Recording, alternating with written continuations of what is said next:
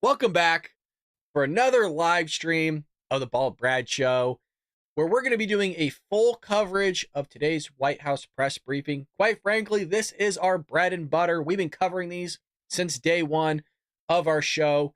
We know a lot of the reporters in the room. We show a lot of love to Peter Doocy of Fox News. We show a lot of love to Wonder Woman, Jackie Heinrich of Fox News as well.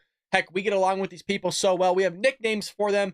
Peter Doocy is the Gladiator. Jackie Heinrich, if she's in the room today, she is Wonder Woman. And then we have our boy, Philip Wegman of Real Clear Politics. Well, hell, he is just so good. He is a gladiator as well. Those three, we at least need two of the three in the room. We either need Jackie or Peter.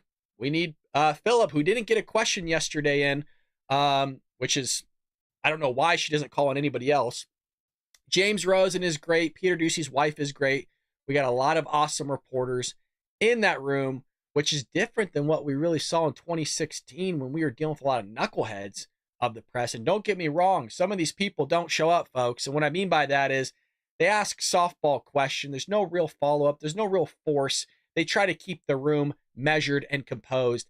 But we were here for yesterday's White House press briefing. Y'all enjoyed it so much that you wanted to go live again. If you're new to the Bald Brad Show, welcome. Hit that like and subscribe button. If you're over at Rumble, where that's our main home now, follow us over there. We also have Twitter, a bunch of goodies and stuff like that. So we'd love for you to follow, be a part of the Bald Brad Army.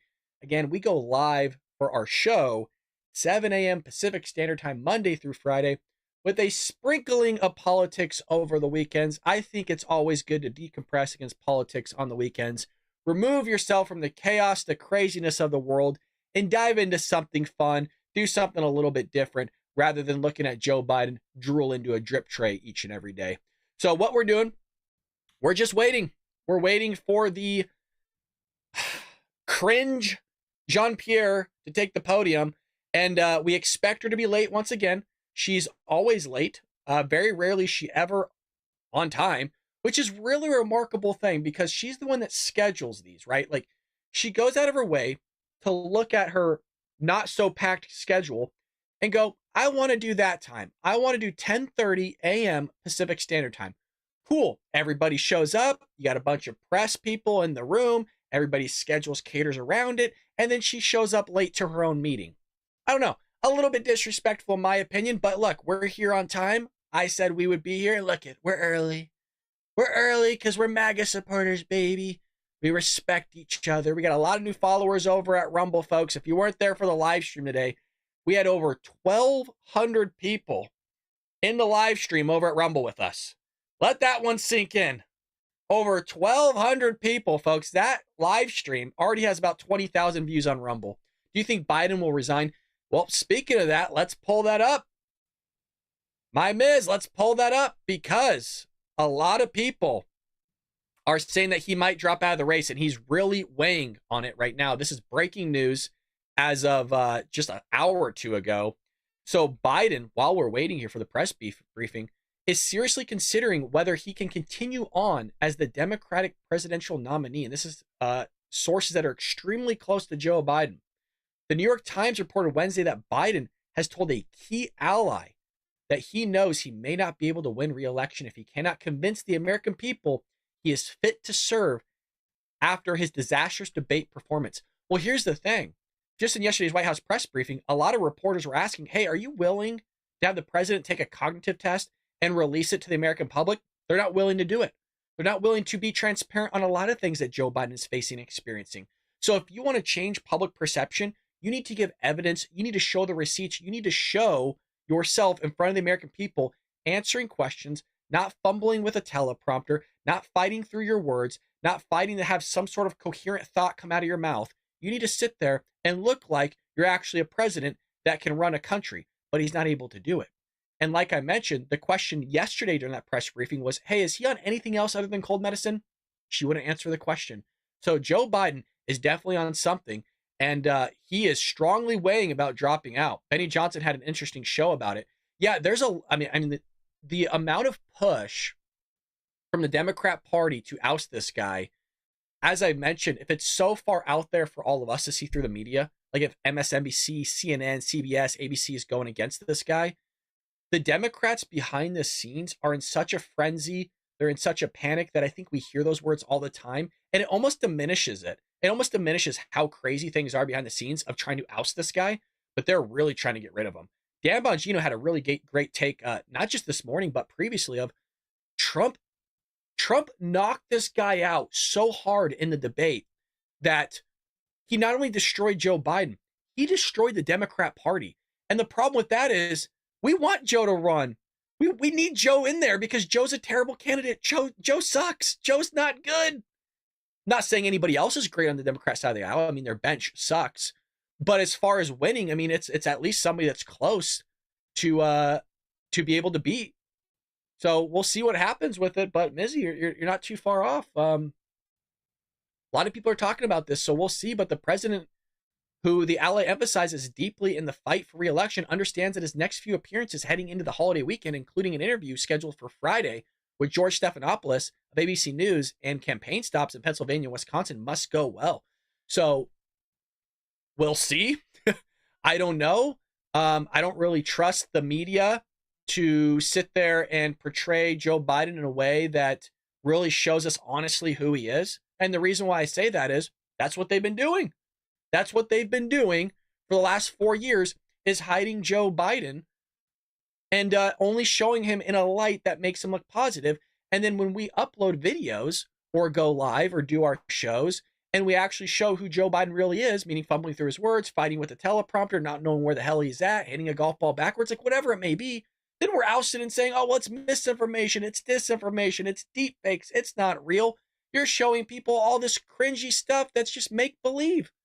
And so they spent 4 years calling us all liars, and then they're still calling us liars and basically gaslighting us through these press briefings. I mean, just in today's show, in our morning show, we were showing clips of how Ian Sams, the White House counsel spokesman, was saying Joe Biden is sharp. Like literally as of yesterday and today, the dude's coming out and saying Joe Biden is sharp. He's done more than any other sitting president has in American history, which is remarkable. That was echoed by a lot of spokespeople, including Karine Jean-Pierre of the Biden administration. So I said it's really funny because depending on what outlet you watch and what spokesperson you're getting, they're all saying different things.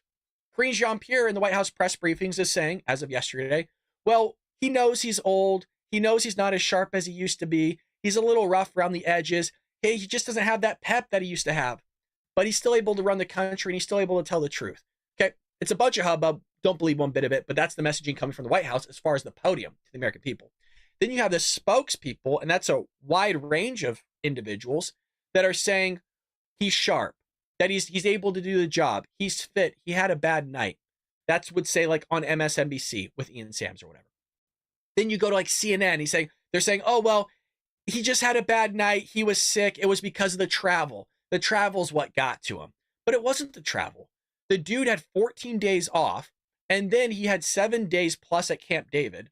And they had to sit there and remove 2 of those 7 days so that he could rest. So it wasn't because he traveled around the world. The dude had more rest than anybody out there. He's taken more vacations than any sitting president that's ever existed. So this whole idea that, oh, well, he's just sleepy, he's tired, that totally contradicts what you were saying for the last 4 years. So they've really pigeonholed themselves and they've really kicked themselves in the, the rear end because of what they've done for the last 4 years. And you know what? The media were complacent in all of it. The media were sitting there pushing all these things, telling us that he was fine.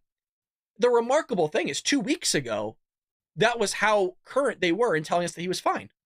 And we've been covering it here. We showed video clip after video clip after video clip of how far gone Joe Biden really is.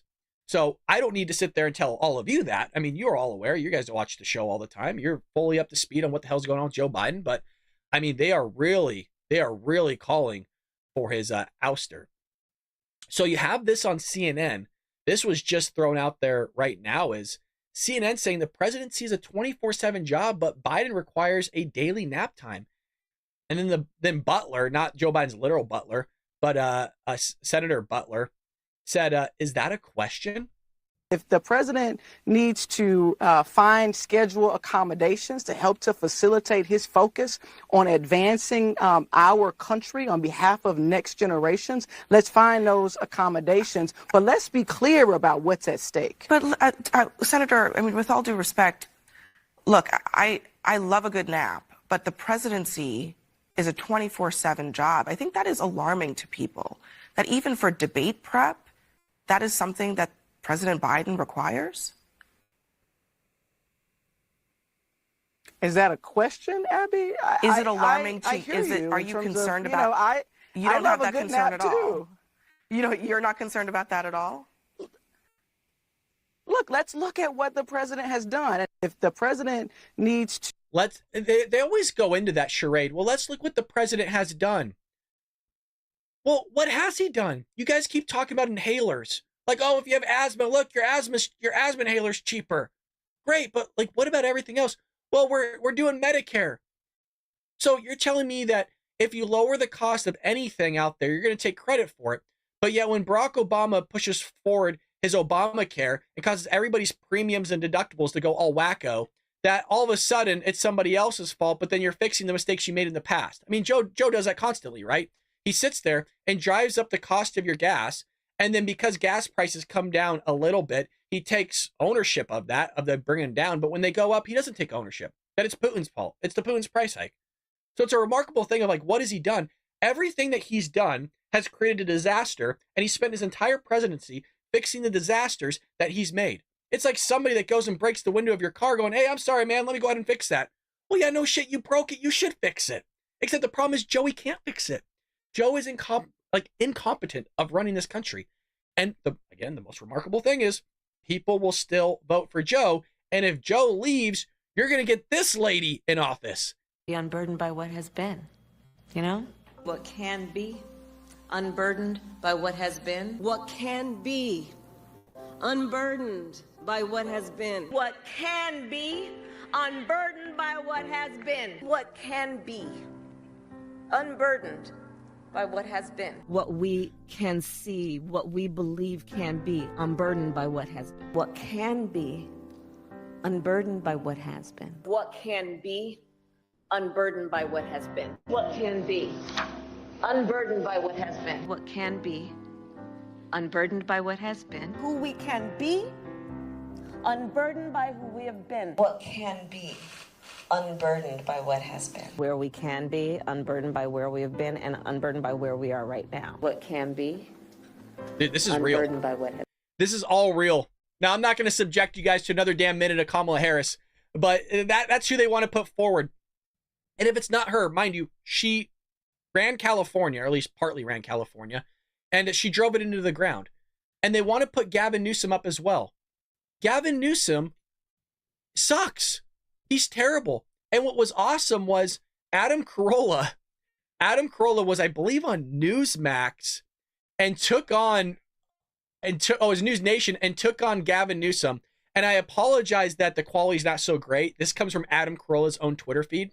But he was not prepared for this. He didn't know that Adam Carolla was about to question him. So here's Gavin Newsom, Adam Carolla, debate part 2. Adam Carolla here.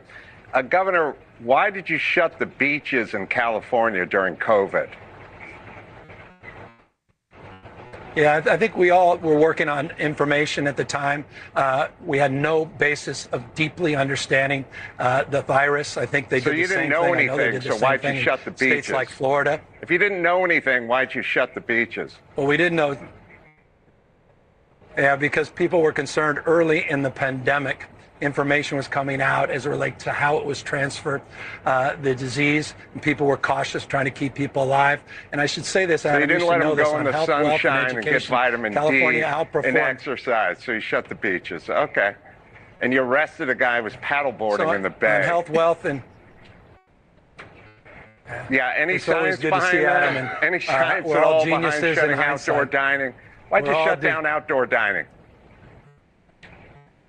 Go ahead, science. It's good to see Adam. Based on science, look, you didn't at the end of the day, the debate tonight. It's not a debate. You shut I'm down looking outdoor forward to the dining. debate, You canceled compare and businesses. contrast Had tonight. nothing to do with science. All right, let him finish. People, all right, go ahead. Dude, that's so good. It was so good. So my question is like, did he know that Adam Carolla was going to be on there? Because Adam Carolla destroyed him in the past. I think it was 2013. Gavin Newsom, when I think he was he the Attorney General for California? I forget what his title was. but he sat there and he got completely destroyed by Adam Carolla. So Adam Carolla destroyed Gavin Newsom. And again, if you're with us, folks, we are covering the White House press briefing. We're just waiting for cringe Jean-Pierre. We've always said this. We cover a lot of the White House press briefings. We have our normal show, obviously, again, every morning, 7 a.m. Pacific Standard Time. But when these go live, we try to cover it as well. And she's fashionably late every time. It's a remarkable thing. And I will continue to hound that. She's the one that schedules these. And it was supposed to start at 10:30. I mean, yesterday we went live 30 minutes before the scheduled time. So we were basically live streaming for an hour before she ever took the podium. So here we are. We planned ahead of time. We kind of went, 10 minutes beforehand. Now we're sitting here and it's 10:42. And cringe Jean-Pierre, the one that uses the binder, can't answer a damn question. She's late to her own briefing all the time. It's remarkable. And I was being briefed by the president. No, you weren't. The dude's taking a nap. It's just, dude, it drives me up a wall. It drives me up a wall. So I want to find that Adam Carolla, Gavin Newsom clip where Adam Carolla back in like 2013 utterly destroyed Gavin Newsom. So I want to see it. So here we go. It's a hard clip to find. The quality's not that great. It's old. But let's bring this for you. And let me bring this over here so I can see when she actually goes live. And let's do this. Pull this up. All right, here's Gavin Newsom, Adam Carolla, back in 2013 getting destroyed by Adam Carolla. I want everybody to plan, look down the road 6 months. Yes, your husband lost his job. That's why you need to sock away some money when he's gainfully employed. Yes, they foreclosed on your home. That's why you need to have a network, a community, right. Friends, family members, money put away. I got it, but think about Don't Adam, have the kids. Half of African Americans in the state of California, roughly half of Latino families, have no access to a checking account or an ATM. Things we take for granted. They don't have a checking account. What's wrong with them? And well, because they don't have the resources to sock those things away. Well, why do we have them? A lot of different reasons, but roughly half those families don't. Why do Armenians have them? Thank you for joining the Bald Bread Army. I see you over there. If you're over at Rumble, show us some love by hitting that like or thumbs up button. Rumble is our hub. Rumble is our home. Head over to Rumble and join the Bald Bread Army over there. But thank you so much for joining us over here at YouTube. Appreciate it. You are a true American patriot. Let's continue here. Where they end up is in check cashing places. But I want to know why those two groups don't have access. Well, a lot of just happens to be that. We can talk about flawed? This. No, they're hardly flawed, but they're struggling. Genetically Folks are making flawed. their word. Hardly, not absolutely. But okay, not. Do Asians have this problem? I mean, a lot of communities have. A lot of whites have these problems. Oh, but so that's not just black and Hispanic. No, but why did you bring up black and Hispanic? Because the magnitude is ominous. But why so many of them? It just happens to be the magnitude. That's the way God planned it? Not at all. Well, what happened to them? There are a lot of issues, and that the communities are struggling. A lot of new immigrants. Struggling? A lot of different reasons. Lack of Hispanics opportunity. Have been here. Blacks have been here longer than we've been here. Well, we can surmise. What about Asians? They were put in internment camps. Yeah, it all initiated out of San Francisco. And the Chinese Exclusion Act came out of progressive San Francisco. Are they the check cashing places? A lot of Asians certainly do. Oh, so why don't you conclude them? The only reason why is the magnitude. Of there's the problem. So many more. The magnitude in percentage. But there's no way to figure out how that happened. Africa. We could talk about it. You know what I'm dealing with? I don't want to have a sociological debate. Sure, why would you? No, here's why. Why would you want to do that? Because the person from the Times wouldn't write good things about you if you did that. No, that's not the case. Because I want to deal with reality. No. You want to deal with reality. I want to deal with the reality of people that are struggling. People are suffering. I want to deal with the problems in a pragmatic way. Why are they struggling and suffering? We can hold hands and surmise about all these underlying reasons. I don't want to do that. I want to know why they're struggling. Why are they struggling? A lot of folks are struggling because they can't find jobs. Why blacks and because they're working. Why blacks and Hispanics? Across the board, all socioeconomic. Okay, so everybody's struggling. So Asians are suffering just as much as blacks. The face of welfare is not an African American family. So it's Asian, Jewish, it's all of them. Caucasian. It's a lot of so folks we're all in society. struggling. A lot of folks are struggling. Okay. For more of Adam Carolla, go to adamcarolla.com or get the free Adam Carolla app, available for Android, iPhone, and iPad. Some of you How are do you think? some of you are asking for the Rumble link. Let me get that to all of you right there. Rumble.com/user bald Brad. Head over there and hit that follow button. If you're just joining us, we are waiting for Karine Jean-Pierre to take the podium for her own press briefing that was supposed to start 17 minutes ago. But it's fine, you guys. No, she's busy. She's busy. It's just, what are you busy with when the fact that your boss only works 4 hours a day? He's not doing anything. He's not with us. He's not with himself. So, delusional Deb Dingle advice to crooked Joe Biden, you've got to be smart. Staff members and others are expressing concern that his son Hunter, as much as he loves him, has been in the West Wing in staff meetings this week as an advisor. Is that wise? I don't know the facts on that. I don't know what the meetings are. I think, I've lived in that glass bowl for a long time. You have to know that people are watching every single move. And right now, you're being watched even more. So you've got to be smart about every single thing that is happening. Which is true. Don't get me wrong. You got to be smart. But it's like, again, the problem is Joe's brain is gone. What do you do to fix that? The drugs that they gave him didn't work. They tried. And you know what was even more credibility, in my opinion, the fact that they probably gave him drugs during the debate, is you have to be careful of mixing drugs because one drug could offset another one, obviously. And so the reason why I think they didn't give him cold medicine was they didn't know exactly how it would react, or it might sit there and counteract the drugs that they gave him to make him more cognizant, more aware of what the hell is going on. And so I think that either they drugged him up too late or they timed it out wrong and they didn't want to get him cold flu medicine. If it's truly what he had, if he really did have a cold, then I think they didn't want to give that to him because they knew that that would sit there and mess him up even more. So you can't just sit there and pump a geriatric dead corpse with stuff and hopefully bring him back to life. I mean, that's Hollywood. They attempted it multiple times on Joe. So you have another Biden campaign spokesperson coming out today as of 2 hours ago and says, we continue to see Biden perform. It's really remarkable. Like I said, depending on what outlet you're on, you're going to get people like this, his spokesmen and women, that are saying just crazy things, and then you'll hear something different from Karine Jean-Pierre. So she's going to take the podium in just one moment. They finally pulled on the feed. We'll watch this and we'll jump over the briefing. But I really do want to, if you'll allow me to take a step back and really just put this into perspective. People continue to count Joe Biden out, and we continue to see the president perform. Most people would walk away, but I really do want to, we don't see him perform. We don't see him do anything. Joe hasn't done anything in 4 years other than destroy this country. And if he gets another 4, he will make sure he does it. So here's the press briefing. We're waiting for him to walk in We're waiting for her to walk in her own room. I see Philip Wegman. So Philip Wegman, the back of his head is right there on the bottom right of your screen. And we're getting Jackie Heinrich of Fox News in the orange. She's up there at the front. Okay, so no Peter today, which is fine. Jackie does great. We got Ed over there with the bald head. Ed is with Fox Business, I believe. So he asks great questions about the economy. He usually gets one in. And he does a phenomenal job of tying stuff in to going, well, you said this, you said that previously. Why don't you want to take ownership of this? So we'll see the impacts. Things are not looking good for the economy. A lot of economists think that we're going to head into a recession here, which, you might, if you have Donald Trump in office, Donald Trump could potentially inherit an economy that was already going to go down the dumpster in the first place, which is the total reversal of Joe Biden. Joe Biden got an economy that was in the dumpster because the entire globe was shut down.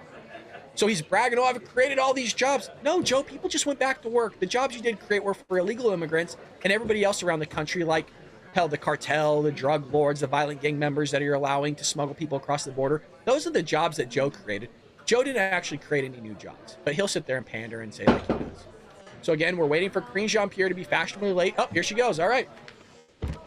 Hi, good everyone. All right. I have a couple things at the top. So I want to begin by sharing that Biden-Harris administration is announcing a significant new security assistance package for Ukraine as the United States continues to support Ukraine's defense against Russia's invasion. This announcement is the 7th security assistance package that President Biden has authorized to help Ukraine since he signed the National Security Supplemental in April. Great. It More includes money. missiles for Ukraine's air defense systems, ammunition for high mobility artillery, rocket systems, artillery rounds, and other critical capabilities that are being drawn down from U.S. stocks using presidential drawdown authorities. It also includes new funding that the Department of Defense will use to purchase interceptors for Patriot and NASAM air defense systems to help Ukraine defend its troops and its cities against Russia's aerial attacks. The United States' support over the last few months has been critical in helping Ukraine defend their territory against Russia's advances. Thanks to the bravery of the Ukrainian forces and weapons deliveries from the United States and our allies and partners, it is increasingly clear the Russian offensive around Kharkiv has been a failure. And as President Biden has been clear, we are committed to continuing to stand with. I don't mean to do this, but some of you are commenting the fact that she doesn't have sleeves. And it really is giving me the Flintstone vibes, like Fred Flintstone. Ukraine until they prevail against Russian aggression. So I want to share a bit of additional updates before for all of you before we start. I know some of you have been trying to confirm some of this information that I'm about to share, so I'll do it right now at the podium. The president has connected with Leader Jeffries, Senate Majority Leader Schumer, Representative Clyburn, former Speaker Pelosi, and Senator Coons. Today, President Biden taped 2 Black radio interviews that will air tomorrow morning. One is with Earl Ingram on Civic Media Network, which airs across Wisconsin, and one with Andrea Lawful Sanders on WURD's The Source in Philadelphia. And as Governor Walz of Minnesota announced today, the president will meet with more than 20 Democratic governors. Now, as you know, these governors are some of our closest partners when it comes to creating jobs, building new roads and building bridges and so much more. And so the president certainly looks forward to meeting with them. And with that, I am happy to take your questions. Sung Min. Last night at the fundraiser, the president blamed jet lag for his debate performance, but he was back stateside for well over a week. So does he really need more than a week and a half to recover from traveling in Europe? And is that really what he thinks caused his poor debate performance? So, yeah, just a couple of things, and I do appreciate the question because you know, the president has certainly spoken to this many times about the debate, and so he had an opportunity to do that in front of supporters, and as you just stated, he did that. He talked about, he owned that the debate was not his best night, and he said himself, it's not an excuse, but it's an explanation. I was standing here yesterday, and many people were asking why and what's the explanation. And that's what you heard from him. Look, the two, I think, in addition to the 2 major trips, he was also continued to do his presidential duties. He worked late in doing that, and he also prepared for the debate. And on top of that, there was obviously the jet lag, as you just asked about, and also he had a cold. And you all heard directly, you heard from him during the debate. He had a hoarse voice. Many of you reached out to me and my team and some other members of the White House asking what was going on. We confirmed that he had a cold. And so I think those 2 things, continuing obviously to do his duties as commander-in-chief, as the president. And so I think some of you here in this room can certainly relate to, you know, what could happen when you're having an important moment and you're not feeling well. Jet lag? Like Strawberry says right here in the chat? Really? Anybody in the live chat believe that the jet lag was what got him? His voice was hoarse? What about the last 4 years where his voice is hoarse? He's fallen asleep during interviews. They've had to wake him up mid-interview. Like, what about all those other times, Karine?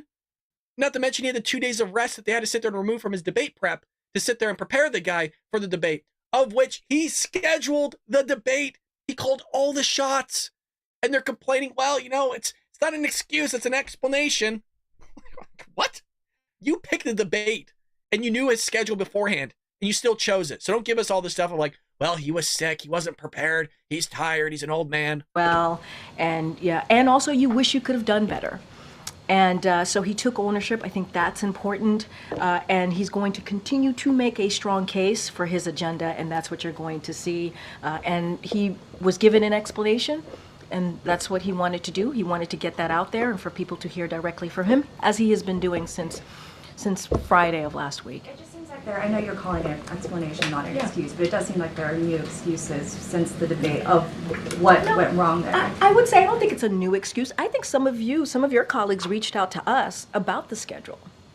Some of your colleagues asked if the schedule was too strenuous or was it because of the jet lag, and so we are laying out and explaining exactly what happened. You heard from the president, you've heard from me, and it was indeed a schedule where the president traveled 6 time zones forward to G7 in Italy, 9 time zones back to LA, and 3 time zones forward again to DC. That's something that one of the print pooler on that day laid out for all of you and those who read the pool notes.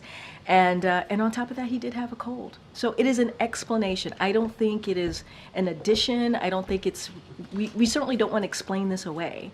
But you all asked me for an explanation yesterday. The president gave that We don't want to explain it away, but we're going to spend all these press briefings and all our spokesmen and women explaining it away all over the media. Gotcha. Okay. Directly yesterday to his supporters. He wanted to make sure, knowing that all of you would get that information as he's speaking to his supporters last night. Sure. You mentioned all the calls that he has made in your topper. Why wasn't he doing that on Friday? And why wasn't he doing this sort of damage control? Why was he waiting to do that until middle of this week? I mean, look, I was asked a similar question by one of your colleagues yesterday. And look, the president obviously right after the debate, he visited 4 states in 2.5 days, gave a couple of remarks. He met with supporters, whether at the Waffle House or in Atlanta at a watch party, or in North Carolina where there were hundreds of supporters there in Raleigh. And so where there was hundreds of supporters, not thousands like Trump, but there was hundreds.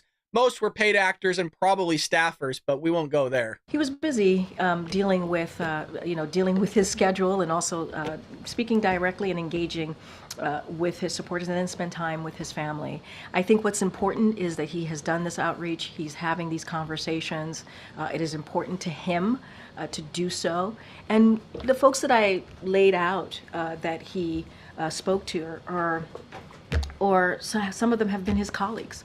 Some of them have been elected officials that he's known for some time. Obviously, Leader Jeffries is a new relationship that he has, someone that he obviously respects, and so it is. I think it's important to note that they were strong conversations. That's something that the president told me and my team directly moments ago. He was walking around, and we happened to see the president, and he said they were strong conversation. And by the way, if he's walking around, why is his ass not on the podium? You said yesterday you want to flip the page, you want to make a transition, we want to get past this. Have him on the podium right now to answer everybody's questions. If he's so great, if he's not impacted at all by the debate, if he's fine, he's fit, he can hold office, have him up there on the podium. He's walking around the White House right now, you guys. He looks great. The vice president's great, and they are ready to continue working on behalf of the American people. Thank you, Corinne. Hi. Is President Biden considering stepping down? Absolutely not. And you heard, I believe, directly from the campaign as well. Given the groundswell of concern from fellow Democrats. That's not the reporting that's going on right now. Right before this press briefing right here, we just covered the fact that there's allies close to Biden saying that he's considering dropping out, that he doesn't know if he can win the election. If he can't sit there and change the minds of the American people, he's going to drop out. I mean, that's at least what we're hearing behind closed doors. So either somebody's lying here. Somebody's lying. From donors, from supporters. Doesn't he owe it to the American public to reflect on whether he should step down? I mean, look, it very much into Sung-Min's question and my answer to her question, where he had an opportunity to talk to supporters. He's done it a couple times at this point and laid out what happened on that night. Talked about how he understands, and it was not his best night. He understands that it is fair for people to ask that question. But we cannot forget his record and what he's been able to do. We cannot forget how he has been able to deliver for the American people for almost 4 years. That matters too. And he has the most historic record administration, the most in modern politics, and that should matter. And he wants to continue to do that work. And, you know, a lot of what's on his agenda is very much popular with majority of the American people, whether it's continuing to build a strong economic policies. He's done that. Creating new jobs, he's done that. 15 million jobs. He wants to work on that and continue to do that. And so he wants to continue to deliver, expanding healthcare. All of these things he believes is important. Majority of Americans believe it's important. And his record, he wants to make sure that people do not forget about the record that he's been able to lay on behalf of the American people. She said absolutely nothing there. She said absolutely nothing. Matter of fact, we're all now dumber for having to listen to what she just said. Never listed out anything historic that he's done. Never listed anything unprecedented that he's done as far as the economy. But it's historic. No president's ever done it, you guys, but she's not going to list anything. 15 million new jobs, really. So you're going to just sit there and account for all the jobs that everybody went back to work after COVID. No, sick. Great. Yeah. Sharp president. Sharp White House press secretary here. Really doing a great job so far, Karine. Is there anything, Karine, that would change his mind? Look, I cannot lay out something that would change the president's mind. He has been very clear, and he's going to continue to build on the unprecedented record that he's been able to lay out for the American people. That's his focus right now. Thank you, Karine. Here we go. What does the president do outside the hours of 10 a.m. and 4 p.m.? Well, you heard him speak to supporters yesterday outside of 4 p.m. You saw the president land in North Carolina in the middle of the night at 2 o'clock. What was he doing? He was greeting supporters, hundreds of supporters that showed up to cheer him on after the debate. You saw him speaking at 9 o'clock or at night in New York in front of supporters. So he's been pretty much out there after the hours of 4 p.m. and before 10 a.m. for sure. And so that has been something he has consistently done over the past couple of days for sure, for certain. What about for the past 4 years, not the last 48 hours?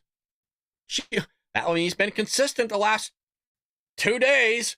Woo! Stop traffic, you guys. Everybody pause what you're doing. Notify the newspapers. Call your local representatives. Let the TV stations know Joe Biden actually did his job for 48 hours, 2 days out of the entire 4 years he's been in office. Holy shit. Wow, we should all be impressed. You nap every day. Let me be very clear about this. This is a president that wakes up every morning and puts the American people first. That's what he does. He does that every single day. That is his focus. I am not going to speak to sources out there, unnamed sources out there. That's not what I'm going to speak to. I'm going to speak to what I know, what this president does, and how he is committed to the work of the president, of the commander-in-chief. And his record clearly lays that out and speaks to it. And that's what he's going to continue to do. The American people first, and delivering for them. It's remarkable, and some of you commented on this in the live chat when she started her briefing. She started her briefing talking about how we're giving billions of dollars to Ukraine and other countries. What do you mean putting the American people first? You mean giving the Taliban $40 to $87 million every 2 weeks? You mean giving the Iranian people $10 billion of our money, all the while they're the leading sponsor of terrorism around the globe? You mean giving our money like that, giving billions, hundreds of billions of dollars to Ukraine and other countries? Oh, yeah, no, you're going to put Americans first. Haven't seen it. For them. Can you also clarify Sungmin's question? Sure. I mean, how is it that the president was still tired 12 days after returning from Europe, had a cold, but then went to the Waffle House, and then the following day staged such a huge comeback that he gave those North Carolina remarks? Like, help us understand. Have you had a cold before? Of course I've had a cold before. So you probably, well, come on, Jackie. Let's be very, let's be. 12 days after he returned, though. But and you he also jet lag yesterday. Hold on a second. There's a cold, there's a jet lag. You combine that. He continues to work for the American people day in and day out, around the clock. Things happen. Things happen. And the cold thing is something that you all pointed out during his debate. We didn't even point that out. You all pointed out when you heard his voice being hoarse. because he knew he had to push through. What do you mean? The White House is the one that started notifying everybody, oh, he has a cold. He knew he has to power through. That's what presidents do. If you care about this country and you don't care about yourself, you care about the American people, you care about delivering for this country, you care about how you're going to continue to work every day in and day out, you push through. We've all do that. Because all these Democrats We've who are all saying do they want that. to see him, But it speaks to that. But we didn't share that information ahead of time. You all asked what was going on, and then we shared that information. We didn't use that before the debate. You all asked, hey, is he under the weather? And we confirmed that he was under the weather. He pushed through. That's what this president does. He is going to continue to fight for the American people. So he pushed through it. I think anybody who does that, not just the president, should be commended. And he also said, you heard him say this on Friday, when you get knocked down, you get back up. That's what you saw. Is there any discussion that if the president were to suspend his campaign, that he would also resign? Are there any discussions about the vice president assuming his duties? Absolutely not. Go ahead, Kelly. Take her statements as a grain of salt. This is the same lady, as I've mentioned, that has blatantly lied, not only to the American people, but to the press 5 days straight in a row. And that was all regarding the classified documents. They would come in one day, say, hey, we have this report and there's classified documents found. She confirms that, yeah, there are. They said, did you know about it? She says no. Then that night, just 10 hours after that press briefing, they find more classified documents of which she did know about. She comes in the next day and they ask her, hey, why didn't you tell us there was more classified documents found when you were on the podium the same morning that we asked about the classified documents in the first place? I didn't know anything about it. Turns out that was bullshit and a lie. She did know about it. No joke. 5 hours after that press briefing, there was more classified documents found. She comes back the next day and the press asks her again, why didn't you tell us the first day and then the second day that you knew about more classified documents strung out everywhere else, of which we asked you in the press briefing and you said you didn't know, but you did know? She lied to them again. And it happened a total of 5 times, you guys. So take it as a grain of salt that Joe Biden is not thinking about, dropping out of the race, that he might, resign from his job, all these other things. I think she's lying. The president have a duty to review data like polling information that's coming in, donor information, the fears and concerns or anxieties expressed by Democrats. Does he have a duty to review what's happening now? When you say a duty, can you say more about the duty piece? He's absolutely running. Yeah. Well, he's saying that, and I'm sharing with you his view. And we would invite the president to come here and tell us that directly. Noted, Kelly. But if he's awake. That's inappropriate. Oh my God. James Rosen in the back. If he's awake is what he said. Look at Jackie's face. Holy shit. Oh, and then she goes, that's inappropriate. Not really. Not really. What a savage moment. And we got it here live. As you heard from your colleague, the president of the WHCA, that's inappropriate. Thank you, Kelly. My question is, information is coming in, an assessment is happening within the party. Does he have a duty to review that? Has he closed the door on reviewing the data? So I'm going to be really mindful, because obviously you're asking me about campaign numbers and data that's coming in. And look, what I will note is that this is a president that looks at everything, takes in all the information. It's important to him to do so.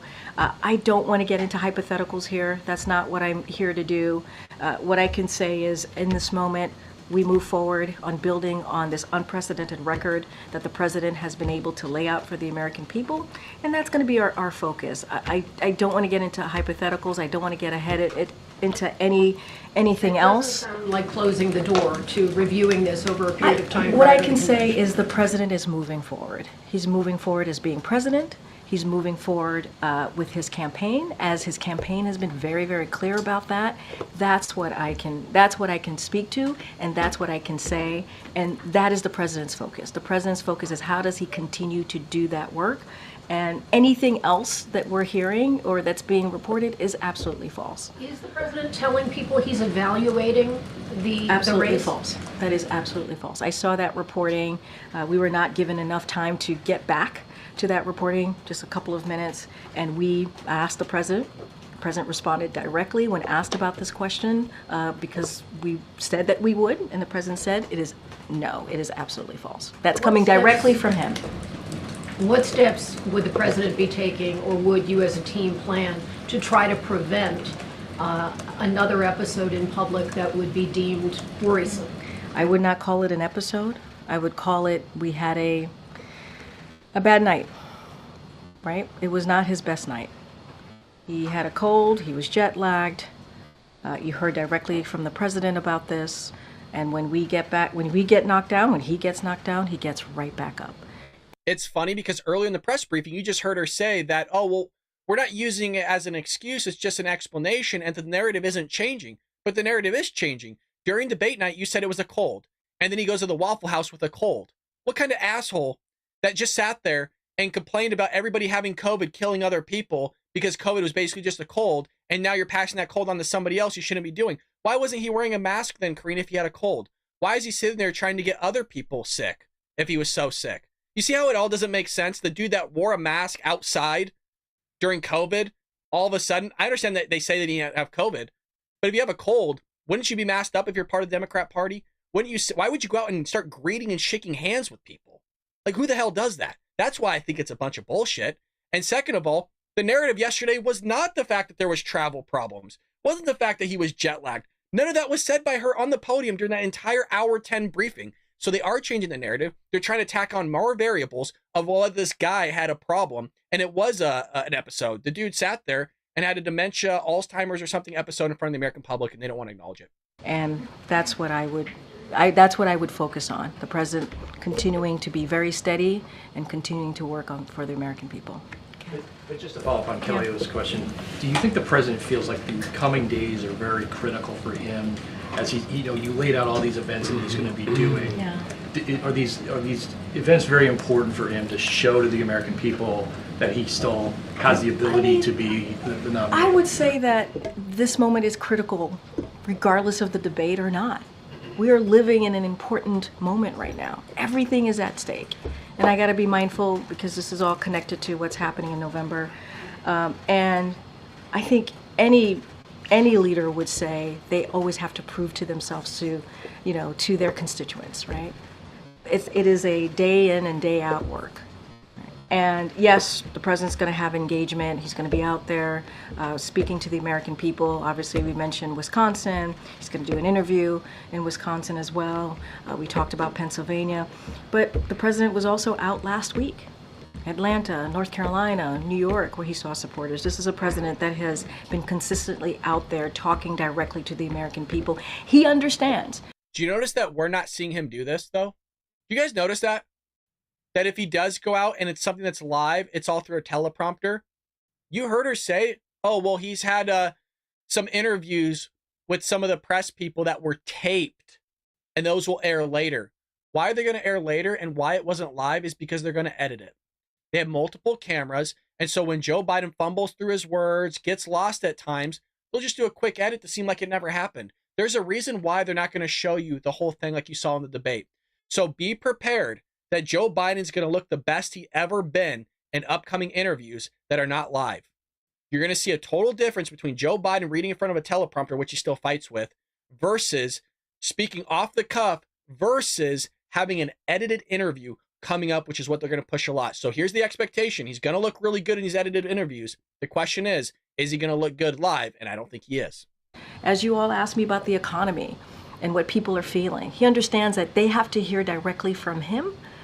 And he has to continue to do that so that he can lay out his agenda. He can lay out what he wants to continue to do. It's always going to be part of, the calculation, right? To continue to prove to the American people that he can continue to do the work and deliver on behalf of the American people. And Jeff had the staff meeting today.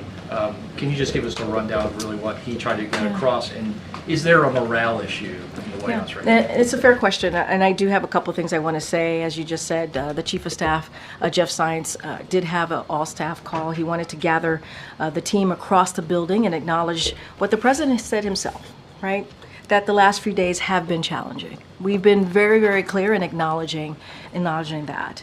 But we have had an extraordinary record to be proud of, and we know we have more work to do. The president says that all the time. He conveyed the importance of executing on our mission. He talked about the importance of coming together as a team and also having each other's backs. And so, look, he also said, which I think was really important, and I think every staff wants to hear, that the Chiefs of Staff door is open and is open to hearing directly from them any questions or any concerns. And, you know, I think that's what you do as a leader. Thanks, Karine. If there are so many questions right now about whether President Biden can do this job, why are we not seeing the president out there every single day in an unscripted way without teleprompters? Well, yes, that's exactly what we just said. Thank you. Somebody shows up with their head on straight. I'm telling you, sometimes they show up, folks. Sometimes they are there and they ask the good questions, the questions that we propose live. You're going to see him today, certainly, and I know you're asking about the teleprompter. You're going to see him tomorrow, right? 4th of July. He'll have an opportunity to welcome active duty military and their families, and certainly their loved ones here on the South Lawn, as he does every year. And I think that's going to be important. He'll be able to engage with them and thank them directly. And you'll see him in Wisconsin, and you'll continue to see him, obviously, in the upcoming weeks. Look, it is not unusual for a president to use a teleprompter. It isn't. It is not unusual. That is something that presidents have done in the past. I think what we also have to remember, and I'll keep saying this because I think it's important to not forget, that he has the strongest economic recovery in modern history. He has led a historic midterm win when everybody was talking about a red wave, and he's been able to defy that and deliver by being a leader, right? Obviously doing the midterms as a Democratic leader. And he's going to continue to work to get lower costs. And I think that matters. I think his record certainly matters. And you are going to see him, continue to see him, having interviews. He's going to do ABC, as you know, with George Stephanopoulos, one of your colleagues. That's not scripted. And he has done more than 40 interviews that have not been scripted. Interviews do not have a script this year alone. So you're not doing live interviews. You're doing edited interviews, lady. We all see past this. You'll see him out there engaging with the American people, and I think that's important. But again, we're now almost a week after the debate. Why doesn't the president just come here right now and answer for himself at this briefing room all of the questions that we have? Yes, that's been our question as well. Thank you. She's killing it right now. That's been our question for 2 days. Today, he's in the White House. She just said, well, I just passed by the guy. Yeah, he's roaming around aimlessly, probably wandering off. They're probably trying to get him to get back and, ring him up a little bit. Say, hey, man, you need to take your nap time. It's ready, Joe. Your milk's ready. It's all warm for you. Thank you. Thank you. You asked me a couple things. You asked when is he going to be unscripted? He has been. When he went to visit a diner in a couple of days ago at the Waffle House, when he met with some of the supporters in Atlanta, North Carolina, where hundreds of supporters showed up. He certainly had an opportunity to engage. On Friday, he's going to be taking some questions from one of your colleagues. I think that's going to be important, and we're going to continue to engage with all of you. It wasn't the question. We're certainly looking forward to doing that. He'll have a press conference next week at NATO press conference, a big boy press conference, as Justin from Bloomberg stated yesterday. And so we'll do that, and he's looking forward to it. And Korean President Biden has always promised to tell the Americans. Folks, if you're wondering what I'm doing, I'm just looking for the answer to the question that was proposed of why is Joe Biden's ass not on the podium? Why is he not up there? Completely disregarded it, and she let her slide. Why are we letting her do that? Saying, I'm sorry, Karine, you didn't answer my question. The question was why is the president not on that podium right now if he's in the White House presently? Why is he not up there? Why are you letting her get away with this? American people the truth. So can you be straight with us and the American people? Is the president clear-eyed about what it takes to stay in the race and what it would take for him to drop out? The president is clear-eyed, and he is staying in the race. I don't have anything else beyond that. He's staying in the race. That is what the president is promised to do, That is what he wants to continue to work on the successes that he's had. His record is unprecedented record, and that is what the president is focused on, continuing to deliver for the American people. And he looks forward to doing that. Go ahead. The NATO summit is coming up next week. Yes, ma'am. Is the president frustrated that this debate over the presidential election could cast a shadow over your goals for the NATO summit? Has he made any effort to reach out to the NATO leaders that will be coming to sort of assure them that this isn't going to derail that agenda? So look, as you stated, next week the president's going to host the NATO summit here in Washington, D.C. It is also the 75th year anniversary of NATO. And let's not forget, NATO has become stronger and has gained 2 more countries because of this president's leadership, and all very much important in doing so is very much important in stopping and helping to stop Putin's aggression as Ukraine continues to fight, certainly for their freedom and democracy. Look, foreign leaders have seen the president close up. They have. And you know, and close up and personally for the past 3 years. And I think that's important to know. They know who they are dealing with and how effective he has been. I just talked about. Do you guys think that our foreign adversaries would rather have Donald Trump in office or Joe Biden? I would imagine a lot of people would say Joe Biden because Joey's weak. What has Joe done to China? What has Joe done to Russia? What has he done to any of these people? Iran. What has he done? Iran's killed our service members. They're funding terrorists that are going after us and our allies. He hasn't done anything. He allowed the Iranian Houthis, the terrorist-backed proxy group, to sit there and attack us over 127 times before Joe did a single thing. They want Joe in office. They love Joe because Joe allows them to do whatever the fuck they want. Trump ain't gonna put up with that shit. How NATO has expanded because of his leadership, how NATO is stronger because of his leadership. And I think that's important to note as well. And so, look, you're going to see the president, being a leader in front of these world leaders. You're going to see the president continue to bring these world leaders together.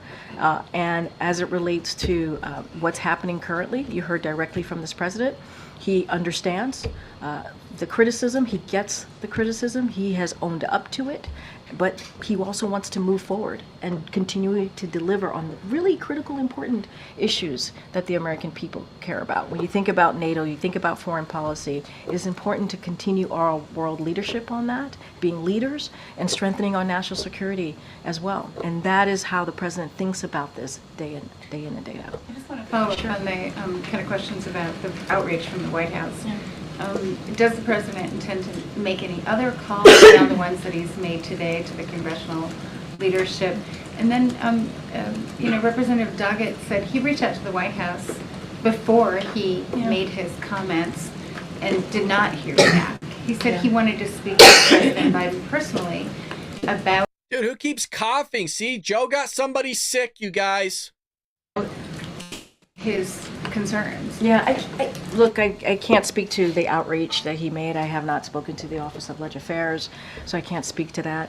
What I can say is the president certainly has looked forward to working with Democratic leaders and congressional members over the past 3 years. I keep talking about his record, certainly his record when it comes to legislation and getting things done. He couldn't have done it without Democrats like Doggett, and appreciates his obviously his support and his partnership. I can't speak to outreach. It's not something that I've spoken to the Office of Legislative Affairs about. And look, the president. Sorry.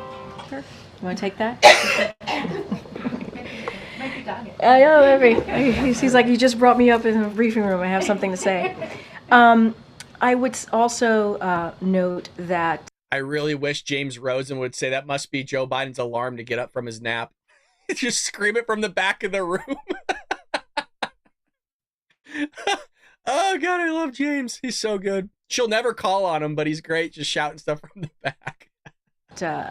Look, I don't have any additional calls to read out or to lay out. One of the reasons that I mentioned it at the top, because I know some of you were trying to confirm and wanted to make sure that we got back to you, all of you, about that. And as you know, he's going to meet with Democratic governors, as I just stated at the top. So he's going to continue to do engagement. It is important. Some of these leaders, he could not have delivered on this record accomplishment that he's been able to get done without them. And so I'll just leave it there for now. I think the question that we're all asking in different ways and is, has the president and has the White House, have you sort of missed the boat in terms of responding quickly enough? I mean, I spoke to someone today who said it was too little too late. Quickly enough on what specifically? In explaining and discussing what happened at the debate and reassuring donors and other people that, he intends to keep running. Look, as it relates to donors or anything political like that, obviously that's something that the campaign should respond to. But I would remind you that the day after in North Carolina, the president spoke to his debate performance. He did. He talked about it. He gave, his thoughts. He also stated that, look, I'm not a young man. He said that. I'm not as... Wasn't he also reading from a teleprompter when he was like, when you fall down, you get back up? Like, wasn't that all from a teleprompter? Like, yeah, he had energy. You could boost somebody full of adrenaline. I mean, hell, you could have that guy under his suit have an IV drip. I mean, it doesn't do anything for me. I want to see the guy without a teleprompter talking for 2 fucking hours, Karine. I want this guy, no water break, not soaped up on anything. I want to see full-fledged Joe Biden out there, sleeveless like you are, just going, I'm fucking ready to run the country. Like, you know what I mean? Don't give me this. Oh, he was out there 24 hours later. Why? He has a cold. I thought he had the sniffles like Jackie said. Weird how it all works out that all of a sudden he's cured. It's a miracle. Things happen, like she said. Things happen. A smooth talker as I used to be. I don't walk easily as I used to be, and I don't debate as well as I used to. He said this, and so he owned up to it on Friday, the day after the debate, that afternoon. And so we didn't wait. Now, as far as engagement, look, that is something certainly the campaign can speak to more. But the president, in front of hundreds of supporters in North Carolina, talked about his debate performance. So, go ahead, MJ. Thank you, Karine. Just wanted to clarify one thing. I know you got a lot of questions about this issue yesterday. Sure. Has the president had any medical exams since his last annual physical in February? And we were able to talk to his doctor about that, and that is a no. He hasn't had any kind of medical exam? No. So the White House has said no to releasing the full results of that annual. Said no to making Dr. O'Connor available for questions from us. No to releasing any other information that would shed some more light on the president's health. I guess I'm just wondering if now is not the time for full transparency. When is? So I would say, MJ, to your question, that what we have released over the past 3 years, every year since he's been in office, has been transparent, and it has been comprehensive. It has been one of the most transparent. We have been one of the most transparent administration when it comes to medical records. That is what we've been able to do.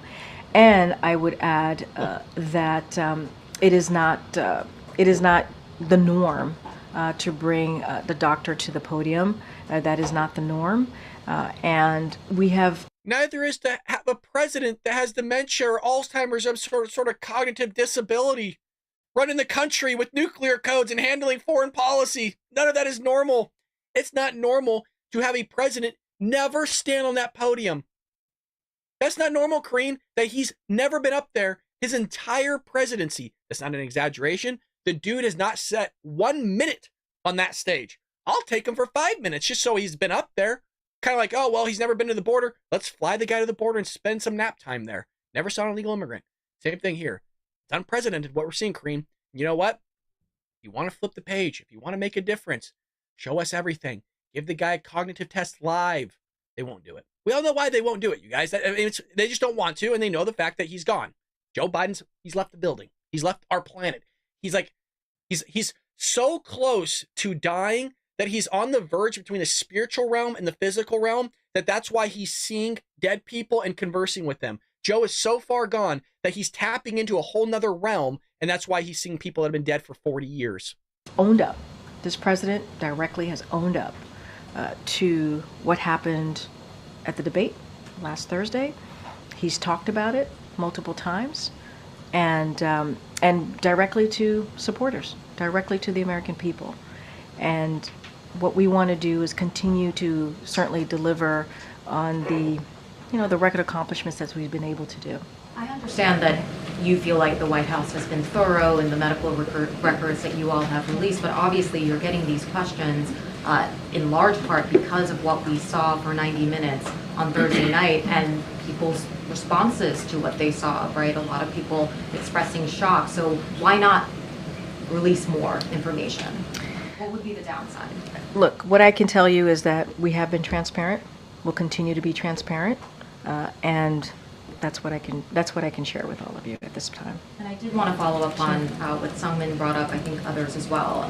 You did get numerous questions yesterday about the president's debate performance. You didn't mention the travel, the jet lag, the foreign trip. So I think you can understand why it was a little bit puzzling to hear the president mentioning that as his explanation for the first time last night. I'm just, can you clarify whether when you took the podium yesterday, did you not know that that was a major And I want to factor? say that is my bad. That is part of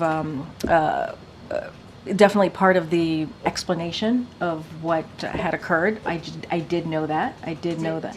I did know that. But we were so focused. I was so focused on the cold, and that's what I kind of leaned into and talked about. But yes, his schedule did have something to do with it. It was the schedule and the cold, and I was aware of that yesterday. Huh. That was my bad. It just fell off. Had no idea that I should include that. That's what we just talked about 15 minutes ago, was it not? The fact that she didn't include the whole travel, that he was tired, because it's all made up. It's BS.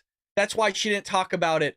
Like, she wouldn't sit there and use all this ammo that she can get to make sure that Joe Biden appears to be cognizant to the American people. Really? Yeah, we're supposed to believe you, Karine. Okay. Yeah, my bad. Upsie. Just, I knew about it, but I didn't include it. It wasn't in your fucking binder, Karine? It wasn't in that 1,000-page book of yours that you always look at that has everything prepared for you? But we're supposed to believe them, you guys. Yeah.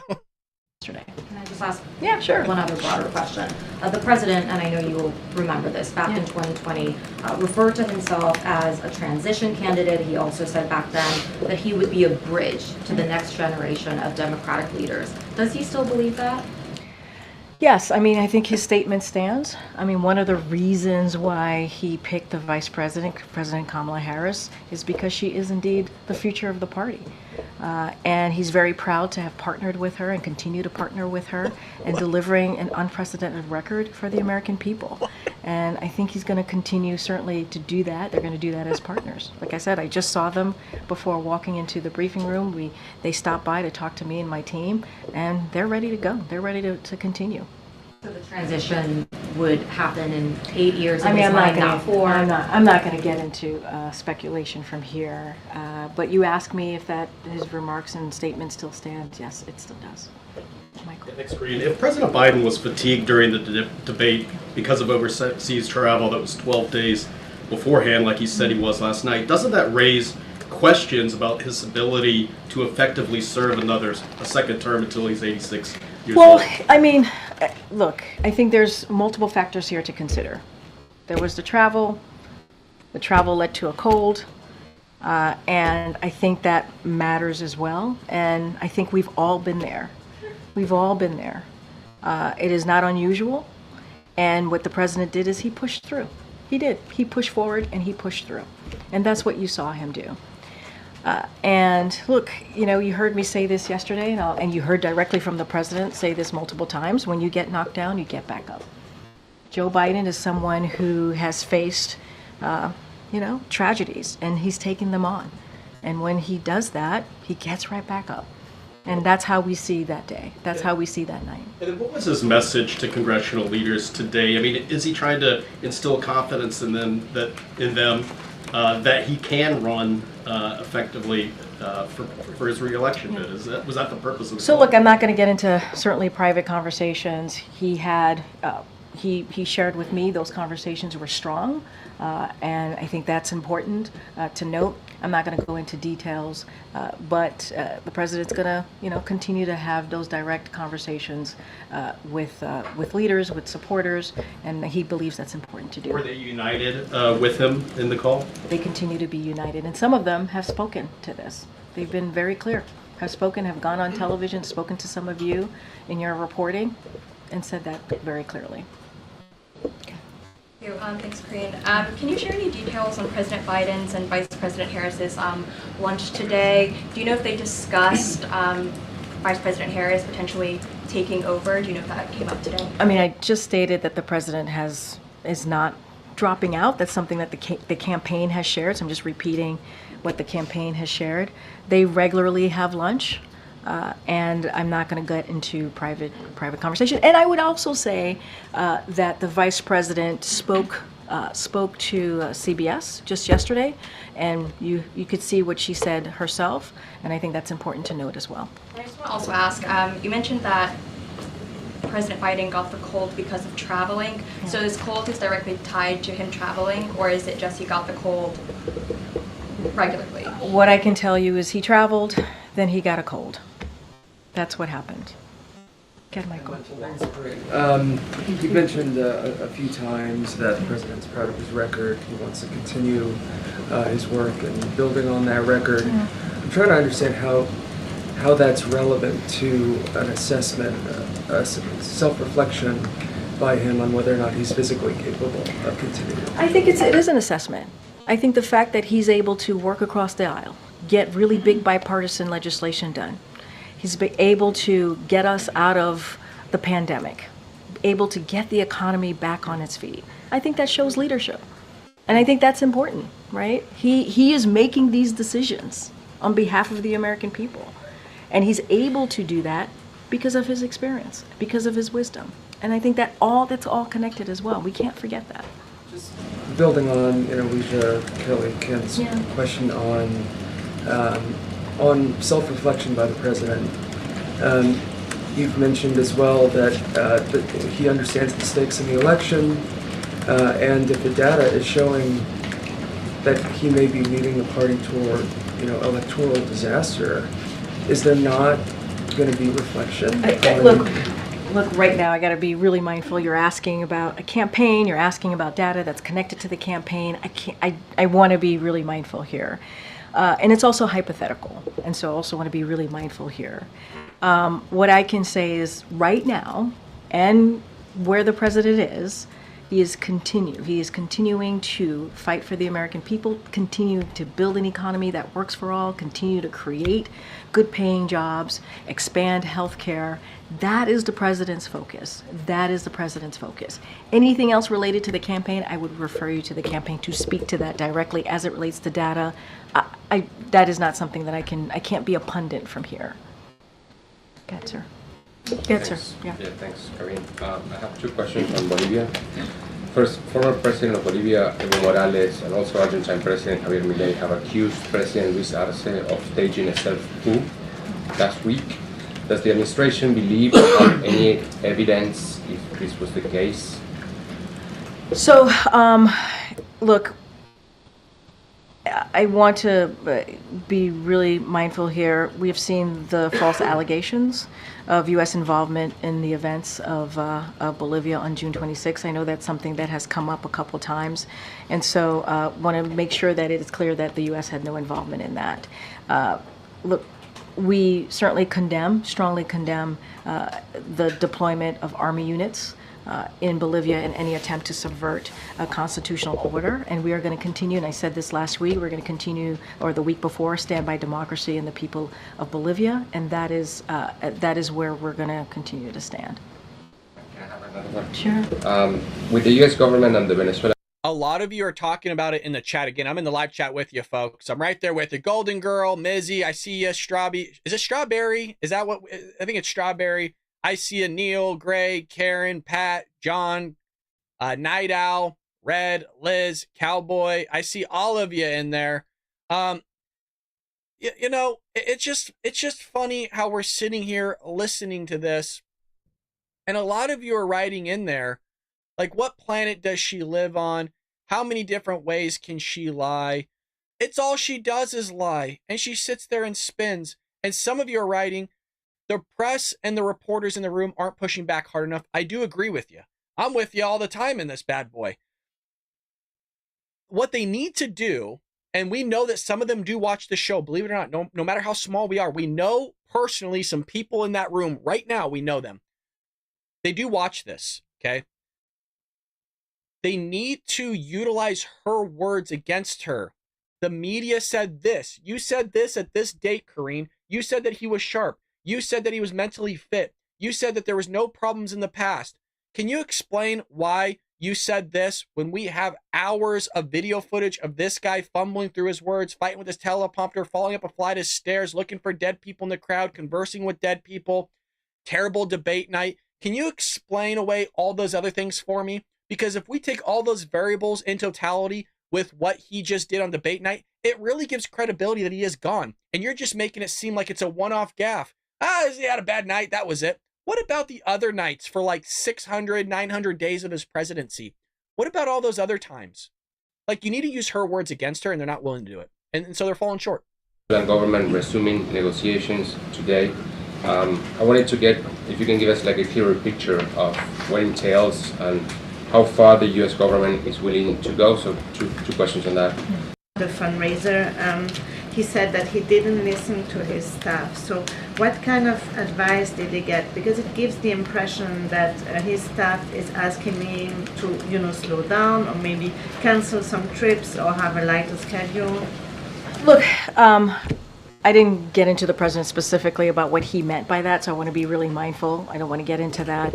But I think what the president was trying to say is that he had a schedule that was rigorous, the travel that he had to do, crossing multiple, obviously,